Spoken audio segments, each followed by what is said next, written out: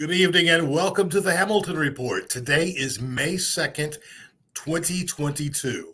I remember when I mentioned that we were the first Monday of January, then February, and here we are already beginning the month of May.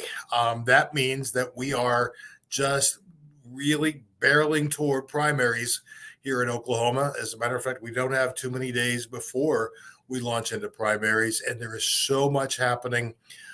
But first, I need to say thank you to inviting us into your home this evening. It is always a pleasure. And I do need to say that if by chance you are in a bad weather situation, I know that there's a lot of bad weather happening in Oklahoma right now. If you are, then I would encourage you to watch this broadcast later on. It's always available to you on YouTube and on the Oklahoma Democratic Party Facebook page. But if you're in a safe location, I'm glad you're here, settled in, because we have an amazingly talented guest on tonight, someone that I know you're going to want to hear from, and I'm just thrilled that she is with us this evening. Before I introduce her, though, I want to mention, have you noticed the level of corruption that our governor and his administration has sunk to? It seems like we cannot go one day without hearing some new scandal that he's been involved in. And we're not talking $5 and $10 scandals here. We're talking about the cost to Oklahomans in the tens of millions of dollars. We've all heard about Swadley's, of course. And now there's a new investigation into SWIT giving a no-bid contract to an out-of-state company that was supposedly a trial run for his school voucher bills, which clearly did not go anywhere. But this was designed using federal money to put into the hands of Oklahoma students and educators and parents so that they could get the school supplies they needed during COVID.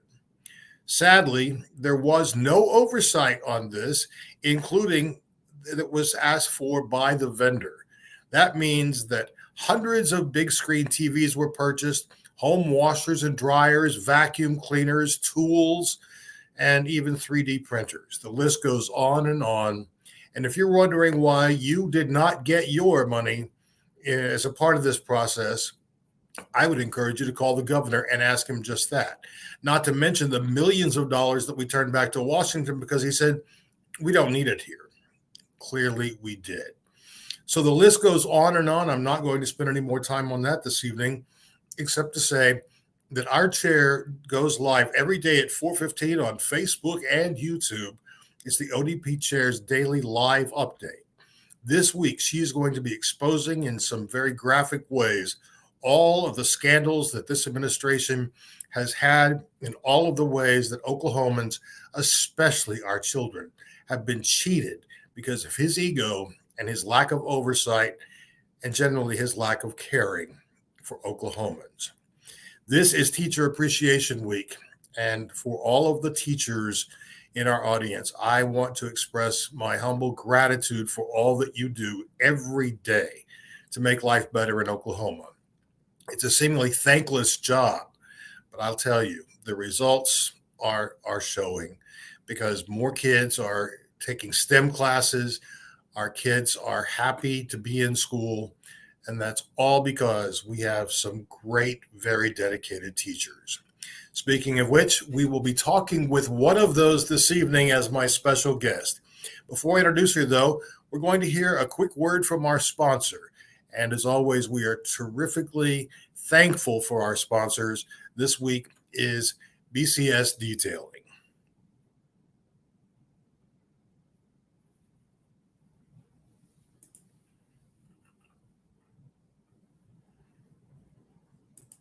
Don't have time to wash your car yourself? Tired of going to the automatic car wash and getting lackluster results? You better call Sal. At Better Call Sal Detailing, we treat your vehicle like it's our own, providing high-quality, meticulous detailing and cleaning. Ask about our exclusive pickup drop-off service for your convenience. Visit bcsdetailing.com for more information and set up an appointment today. Turn that neglected ride into a fresh new ride at Better Call Sal Detailing. We want to thank our sponsor for tonight's show and all of our sponsors.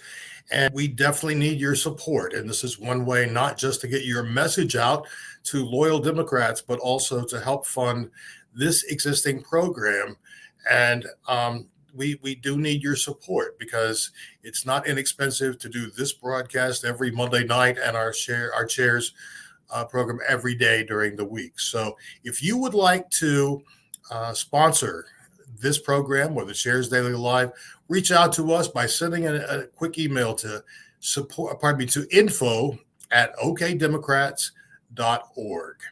Well, I see we have people joining us tonight from Enid, Oklahoma, from Oklahoma City, from Texas, from Kansas, from Arkansas, and we're happy that all of you are here. And I know that you will be too when I introduce our guest to you this evening.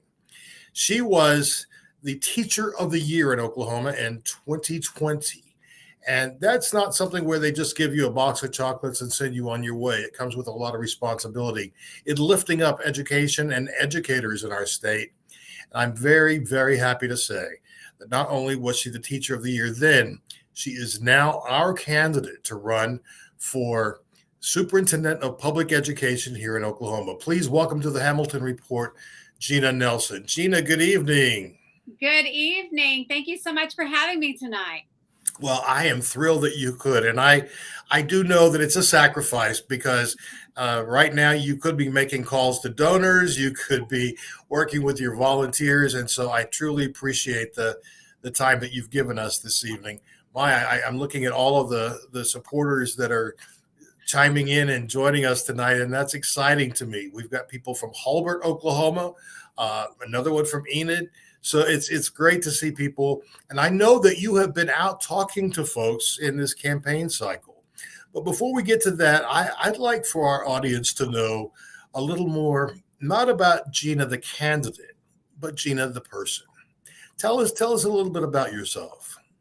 Oh, well, thank you again for having me. And thank you for saying Happy Teacher Appreciation Week. That means so much to all of us out there. So I just want to echo that sentiment. Yes, I am originally from Broken Bow, Oklahoma. So I grew up in the southeastern part of the state. So shout out to everybody in McCurtain County. And I was born and raised there. And then, of course, I went to college. And the great thing about me going to college is that I was the first in my family. And the reason I got to go is because of a teacher. A teacher saved my life. A teacher changed my life. And so because of that teacher, I followed in his footsteps, and I wanted to do the same thing that he did, is to give children a chance of something better in their lives. And I wanted to come back to Oklahoma to make sure that I could give back to all of the kids in Oklahoma. So I have been a teacher for 16 wonderful years. I am a mother of two, and I've done some other things besides teaching as well. I've actually owned my own business. I've sold real estate. I've worked in the corporate world. So I've kind of have that healthy balance, which is really great because as a teacher, one of my biggest things is to incorporate life skills into every single class, no matter whether I'm teaching academic enhancement, which I do now, or if I'm teaching a composition or theater. All of the things that I want to do is incorporate life skills so that our kids can be successful once they leave the classroom. Jena, I'm so happy to hear you say that life skills are important to you because unfortunately with so often families where both parents are working, that's something that kind of gets lost in the shuffle.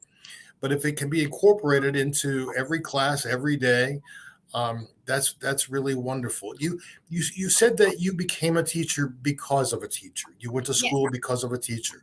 Who was the teacher? That teacher, his name is Mr. Stephen Smallwood. He was my high school drama teacher, and he saw that I did not come from a good home at all. In fact, my home life was steeped in trauma, abuse, and fear, and yet he provided me a pathway out of that trauma. He, made sure that I was competing in speech and debate and music. And so that, I had a way out of my trauma. And I did that through public school, through his care. And the great thing about that is that when I graduated high school, that same year, he became the Oklahoma Teacher of the Year. And he was the first person to meet me off stage when I was announced as the 2020 Oklahoma Teacher of the Year. And he grabbed me up and he hugged me and he said, "They will never know what you had to go through." But you know what, Scott? That is exactly what teachers do every single day. They negate the negative forces that plague our students and offer them hope. And that is one of the reasons that I'm running for this position, because this is a time that we need hope. Yes, I smiled when you said you're a drama teacher in high school, because to this day, 45 years later, one of the people who is still most influential in my life and is one of my absolute dearest friends, Claudette Goss, was my drama teacher in high school, and we have remained friends. She's visited me when I lived in New York. We would meet in Philadelphia, because that connection was so strong, because she inspired me to be the best person I could be. I never anticipated then, nor did she, that I would wind up working in politics, but it's amazing the impact that a good teacher can have. And I will tell you, you and I met for the first time a couple of weeks ago in person. We talked on the phone before that, and I knew of you, of course. But hearing your story now, I'm just amazed at your transformation, because I found you to be so engaging, so easy to talk to, and regardless of the circumstances that you grew up in, clearly you had some good guidance at school to continue to lift you and continue to propel you. And I see you doing the same thing with young people today. Well, I appreciate that very much. Just working in school is just everything to me. But it's not just me. I'm one of just many that are saving and changing lives every single day in our state. And as the teacher of the year, I was so blessed to get to travel around and see what all of these amazing teachers are doing, and how they were, reaching out, and especially during 2020, when I was the teacher of the year in the pandemic, and, just watching them, struggle and persevere. It was so inspiring. I felt more inspired by watching them than just being the teacher of the year. They were truly making a difference. I have to say, I know what you mean, because my sister-in-law, and I'm going to embarrass her by mentioning her by name, Cindy Hamilton, has been a public classroom teacher for decades now. And I know the sacrifices that she has made to make sure that her kids have the tools they need, get the love and attention and encouragement that they need. And it's wonderful to hear stories of kids who reach back out years later, and especially with kids from very different backgrounds, and to know that some small part, some word, some kind thing, some kindness makes a difference. And to hear you say that you're inspired by classroom teachers even today, that's a pretty profound statement, Jena. I think that that's never going to change. And it never does, because I'm always in awe. I'm always going to be the biggest cheerleader, because and the biggest fangirl, to kind of quote my middle school students, because I really enjoy watching what they're doing, and seeing the difference that they're making in the lives of children. I'm going to, with clearly the passion that you have as a teacher, what was it that this year motivated you to truly make a strong sacrifice to run for this position? Superintendent of Public Education is frankly not a job where you get lots of accolades, but instead you have tremendous responsibility for every child in Oklahoma public schools. What was it, Jena, that made you say, this is the year I need to do this? Well, there were several things. One, obviously, coming out of the pandemic and going around the state, seeing everything that these teachers and principals and school districts were going through. But then this year, going back into the classroom and being asked left and right, not only in locally, but across the state, will you please write a recommendation letter for me? I want to leave the profession. This is too much. It's the lack of respect, the rhetoric. We're not sure we can do this anymore. And I just think something snapped at me, because I said, this has got to stop. Someone has got to stand up and do what's right for these teachers, right now, because if we don't have teachers, we're not going to have our schools. We've seen what happens when we have a lack of teachers in our schools. It shuts down. And, I think about growing up in that small rural area. And if we didn't have our schools, the heartbeat of our community, what would have happened to our community? And so, it's more than just running for state superintendent for me. It's about making sure that our communities are thriving because they have the very best teachers in their schools, and because everything about education is cyclical. If you want a great economy, you've got to have a great education system. And if you want a great education system, you've got to have a great economy. And so we are part of that wheel that keeps Oklahoma going. And I see right now that we are at a crisis. We are in a crisis situation. We are poised to have more teachers leave this year. It is not a shortage. We have flight. We have more planning to leave this year than any other year. And we don't have enough teachers that are coming out of our education systems to replace them.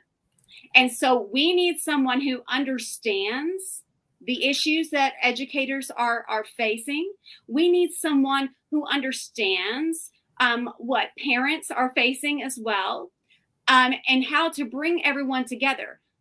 Enough with this division. Enough with this division. Public education saves lives. It saved mine. And we need to start elevating and celebrating the profession again so that we can make sure that our communities are thriving and that our schools are not going to consolidate, or that we can stop these voucher schemes, anything else that they can put at us, because our schools are important to our way of life. You mentioned vouchers, and that has been the governor's big push. He wants to privatize education, which has seen horrible results around the country. And I am so grateful to the parents who reached out to their legislators and say, don't do this, because it doesn't work, considering that most Oklahomans live in rural communities. How in the world can you travel 3 or 4 hours a day to get to a private school at your own expense for transportation? It just doesn't work. And it is so refreshing for me to hear you as both an educator and a candidate to talk about the need for public education. I have nothing against folks who can send their children to private schools if that's what their family wants. But for most of us, that's just not a reality. And so we count on our teachers, we count on our public schools to produce the best results for our kids. And so that resonates with me when you say that. And I'm sure when you said that you've heard from teachers who are tired of the rhetoric.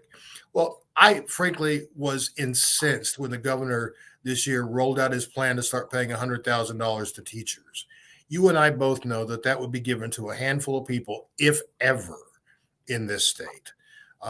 Certainly, I think that public education and teachers are worth that.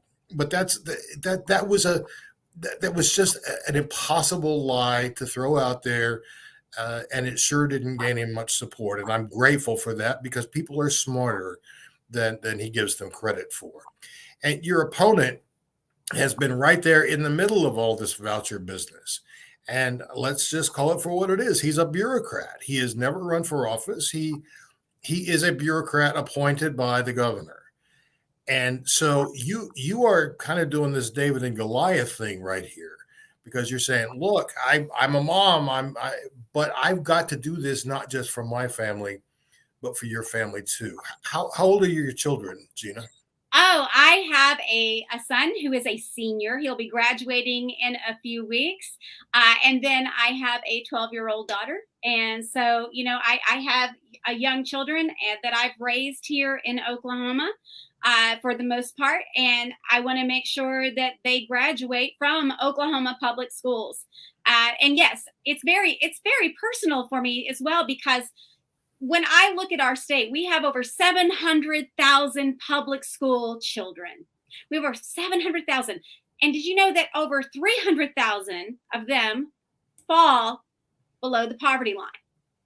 So yes, it's very personal for me because I want to make sure every single student has access to a great public school, a fully funded public school that's in their community, because they deserve that. We've got to stop cutting off access to all of our students. Your access is limiting the success, and that's got to stop. We've got to make sure that we are investing in our schools, investing in our children. It's the greatest investment ever. It is the greatest investment ever to make sure that they can stay in our state and then stay in our, working in our economy, building our families and building our communities. So yes, this is very, very personal for me, especially growing up in a rural school. I would not have had a chance to go to a private school. There's no way. But I want to make sure that this Luke Fada Elementary School that I went to is still there for every kid who wants to go to Luke Fada Elementary School. And that is, I'm so encouraged to hear that, because I was talking with Alicia Andrews, our chair, early this morning. And one of the things I find most troubling is we can talk about bringing new businesses to Oklahoma and new jobs. But I'll tell you something. If I was a parent looking to make a move, I would want to make sure that my kids had the best possible opportunity in public education. And tell me, what are some of your goals that you want to see happen in our public school system? Well, thanks for asking, because the first thing that we've got to handle is what I spoke about earlier, is teacher flight. We've got to make sure that we're investing in our teachers. We need to get in the State Department and take off as much as we possibly can off of their plates that, really isn't about the day-to-day teaching. We need to let teachers teach, because they are amazing. They are amazing. We just need to let them do their jobs, and they can do it. The next thing is that we need to focus on several things. One is mental health for all of our students. Our students are suffering right now. They have been through 2 years of a pandemic. We're seeing that the behavior issues are coming from, that lack of social development over the last 2 years. And so we need to address that, but also mental health for our teachers, because post-secondary trauma is a real thing.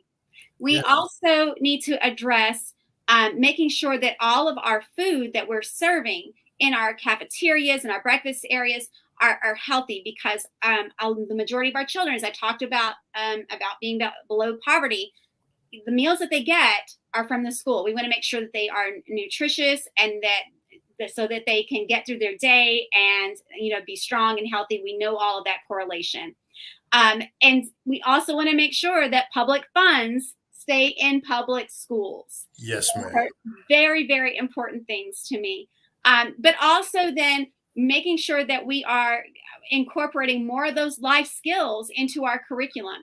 We need to look at our curriculum again and make sure that we've got a 21st century curriculum for 21st century kids, really and truly, because their world has changed, and we're not going back to February 2020. We're not going back that direction. So we need to incorporate more of those life skills, getting them ready for whatever that they want to go into past high school, so that they can feel successful and they're not lost, that they have a plan. And, as someone who has worked on committees, not only in Oklahoma, but across the nation, on teacher retention and on making sure that career readiness is at the forefront, and life skill readiness is at the forefront of education, I am excited to bring those skills to the State Department of Education. Well, and I'm excited too. You don't need me to underscore what you said, but I want to share this comment from one of our viewers.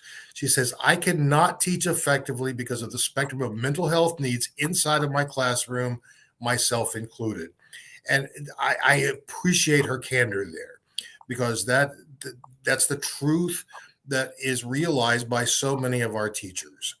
And it's a tough job. And for you to be reckoning with this as a more holistic approach, I think will really serve us long term. And that's what we need. I think strongly that we need a program that can move us well into the future, as opposed to the stop, start kind of stopgap things that our legislature wants to always impose. They are not teachers for the most part. They need to legislate, but they need to stay out of the classroom. And I know that our public education is funded through our legislature. I understand that. But I think it's incredibly important that the office of superintendent be recognized for just the huge responsibility that it is. And I will tell you, I think it would be a lot easier to run for a lot of other jobs than this one because it is daunting. And I recognize that, as I'm sure our viewers do, because so many of us, I know that I cannot imagine not having gone to public school. And as I see the kids walking to school in the morning or being picked up by the bus, I pray for those kids and their schools and their classrooms, because education does not stop at the end of the school day. And let me ask you this: what ideas do you have that would encourage parents to become more actively involved in their kids' education? I'm not talking about choosing which books to ban from the library, but how do you envision getting parents more involved in their students' school lives? Well, I love that question because I believe in the power of community. I don't want to leave anybody out. I honestly, my personal belief is that education is not a Democrat or a Republican issue. It's an issue that affects all of us. So we're going to bring everybody together and have those conversations. So how do we bring those parents in? Well, the first thing is that I'm very big, obviously, about career readiness. So I want parents to come in and talk about their jobs. I want them to help us sponsor career fairs earlier, not later on when they're in high school when they've got to make a decision, but earlier on, introducing them. I want to incorporate more community gardens into all of our schools and have our families come in and work together, even if they've never gardened before. Just come in and do those things. Finding little things that every parent is good at. Now, I understand time. Time is a big thing. I'm a mom too. And so I understand. But finding those little things, whether it's career fair or maybe if we can start bringing in, washers and dryers onto every school campus and maybe have moms or grandmas teach people how to do laundry and simple little life skills like that. And obviously, having more of those nights where information is shared. Of course, whether we can do it via Zoom or we can do it in person or we can film it both ways so that everyone knows what's going on in school. Now, I personally believe that, our curriculum, everything is out there for everyone to see and understand. But I just want them to feel like they can be more of a part, just like when they go to the football games or they sit in the audience at their kids' theater shows. There's a place for all of us to get together. Now, obviously, teachers are going to be at the forefront of making sure of their pedagogy is on track. But there are ways that we can invite people in to bring the public back to public school once again. Jena, we are out of time for tonight, and I can't believe the time has moved so quickly. But I'm going to ask that I'll certainly be keeping our viewers updated as you progress from now through November. But I'm going to ask you to plan on coming back to visit with us after the primaries, because I am so excited with your enthusiasm.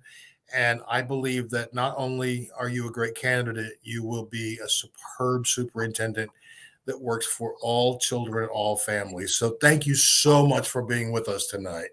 Thank you so much for this opportunity. And I hope that everybody will go and visit the website and donate or volunteer because it's time for some hope.